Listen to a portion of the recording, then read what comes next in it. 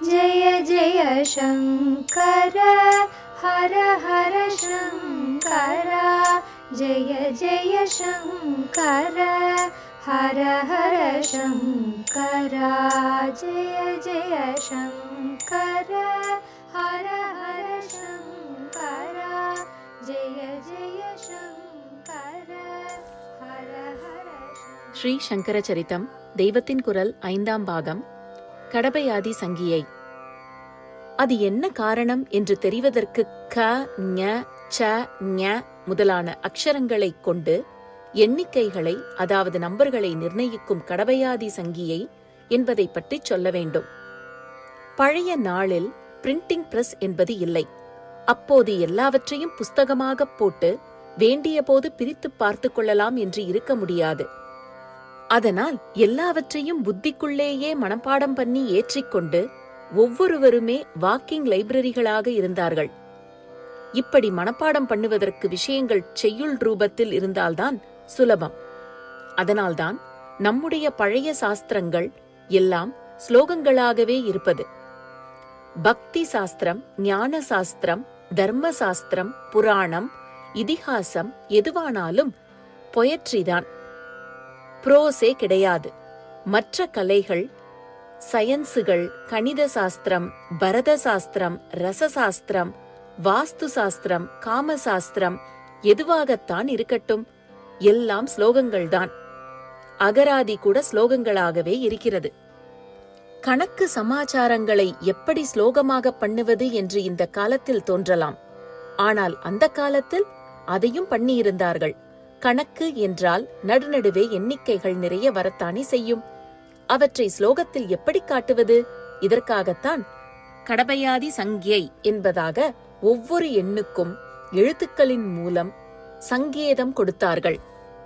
அந்த அக்ஷரங்களைச் சேர்த்து ஒரு வார்த்தையை சொல்லிவிட்டால் வெளியில் பார்த்தால் அது வார்த்தையாய் இருக்கும். உள்ளுக்குள்ளே அது பல டிஜிட்களை, அதாவது ஸ்தானங்களை கொண்ட ஒரு நம்பராய் இருக்கும். க, ட, ப, ய என்ற எழுத்துக்களிலிருந்து ஆரம்பித்து இப்படி எண்ணிக்கை சங்கேதம் கொடுத்திருப்பதால் அதற்கு கடபயாதி சங்கியை என்று பெயர்.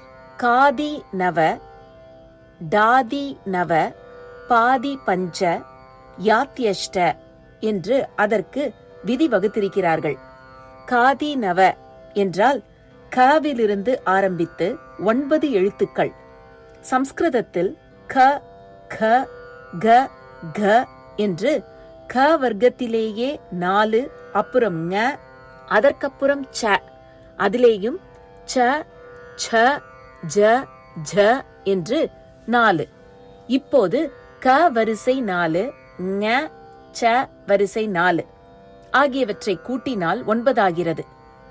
காதி நவ, க முதற்கொண்டு 1, 2 என்று அந்த 9 எழுத்துக்களுக்கும் நம்பர் கொடுக்கணும். க 1, க 2, க 3, க 4, ஞ 5, ச 6, ச 7, ஜ 8, ஜ 9. க முதற்கொண்டு ஜ வரையில் காதி நவ என்பதான 1 முதற்கொண்டு 9 வரை. அடுத்தது டாதி நவ, அதாவது ட முதற்கொண்டு 9 எழுத்து. ட 1, ட 2, ட 3, த 4, ந 5, த 6, த 7, த 8, த 9. பாதி பஞ்ச என்றால் ப முதற்கொண்டு 5 எழுத்து. ப, ப, ப, ப, ம என்பவை. முறையே இவை 1, 2, 3, 4, 5 என்பவற்றை குறிக்கும். யாத்யஷ்ட என்பது யாதி அஷ்ட, யாவிலிருந்து 8 எழுத்து என்று அர்த்தம். ய, ர, ல, வ, ச. ச இல்லை. சங்கராவில் வரும் ஈ. ஷ, ச, ஹ என்ற 8 எழுத்துக்கள். ய 1, ர 2, ஹ 8. இப்போது இம்மாதிரி எழுத்துக்களைக் கொண்ட வார்த்தைகளால் எண்ணிக்கைகளை எப்படி குறிப்பது, புரிந்து கொள்வது என்பதற்கு உதாரணம் சொல்கிறேன். ஜெய என்ற வார்த்தையை எடுத்துக்கொள்வோம். ஜெய சப்தம் எப்போதுமே மங்களமானது. ஆச்சாரியாளோடு அது விசேஷமாக பொருந்துவது என்பதோடு அது ஜெய என்பது ஒரு எண்ணிக்கையாக கடபயாதி சங்கியையில் சொல்லப்படுவதால் அதை எடுத்துக்காட்டாக பார்ப்போம். ஜெய என்பதில் ஜ என்பது காதி நவ, டாதி நவ முதலானவற்றில் எங்கே வருகிறது, அதற்கு என்ன வேல்யூ, அதாவது எண்ணிக்கை என்று பார்த்தால் அது முதலாவதான காதி நவவிலேயே க க க க ங ச ச ஜ என்பதாக 8ஆவதாக வந்துவிடுகிறது.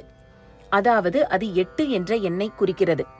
ய என்பது யாத்யஷ்ட என்பதில் முதல் எழுத்து, அதாவது 1 என்ற எண்ணை குறிப்பதாக இருக்கிறது. ஆகையால் ஜ ய என்றால் 8 1 என்று வருகிறது. ஆனால் இந்த சங்கியையில் இன்னொரு ரூல் இருக்கிறது. அதன்படி எண்களை தலைகீழாக மாற்றிச் சொல்ல வேண்டும்.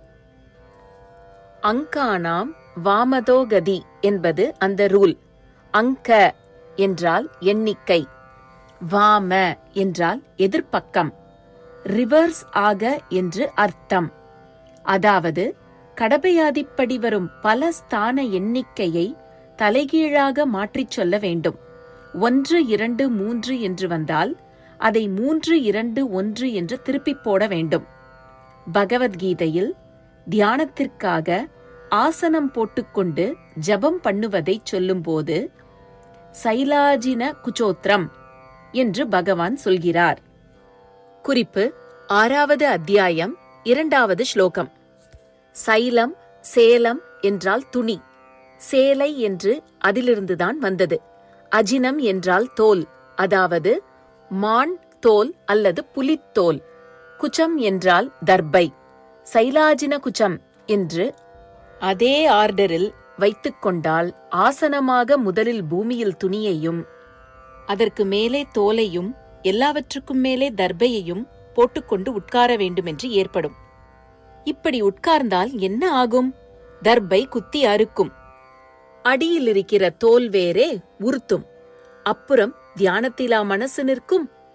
அதனால் இங்கே ஆச்சாரியாள் பாஷ்யம் பண்ணும் போது ஆர்டரை தலைகீழாக மாற்றி முதலில் பூமி மேல் தர்பையை பரத்தி அப்புறம் அதற்கு மேல் மான்தோலோ புலித்தோலோ போட்டு கடைசியாக ஒரு வஸ்திரத்தை எல்லாவற்றுக்கும் மேலே விரித்துக்கொண்டு உட்கார வேண்டும் என்று ரிவர்ஸ் பண்ணி கொடுத்திருக்கிறார்.